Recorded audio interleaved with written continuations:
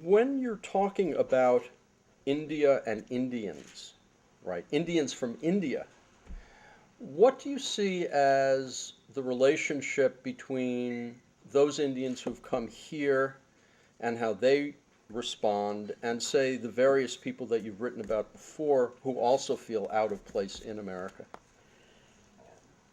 Well, the people that feel out of place in America who were born in North America didn't have the privilege, in a sense, of coming from an established culture.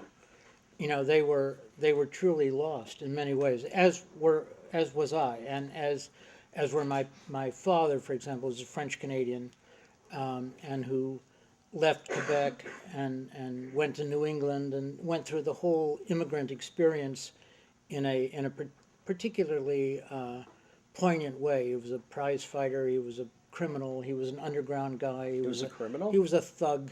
Yeah, he was all of those things. And Wait, then wait, wait, wait, wait. What do you mean he was a thug? he killed people, and he was a muscle during Prohibition, which brought the liquor in from Montreal to New York. He was the muscle. And He did was you the ever guy see with any of that? Or? no. This is long before I was born, but he was caught. He was imprisoned. He was sent back to Canada. He married my mother, who was his third wife, in Montreal, and she was English speaking. And they made their way back in 1939 to the United States when my mother was pregnant with me, and and they got a job as close to Winnipeg as possible because that's where my grandfather was living. And so they got a job in Fargo, North Dakota, where I happened to be born.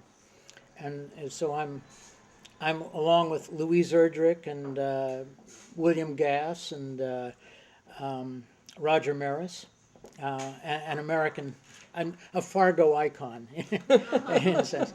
And so, and then we began this trek all around the United States. I mean, as Canadians, especially as a French Canadian, my father wanted Florida, and we got to Florida, and I spent my childhood in really in impoverished conditions in Central Florida.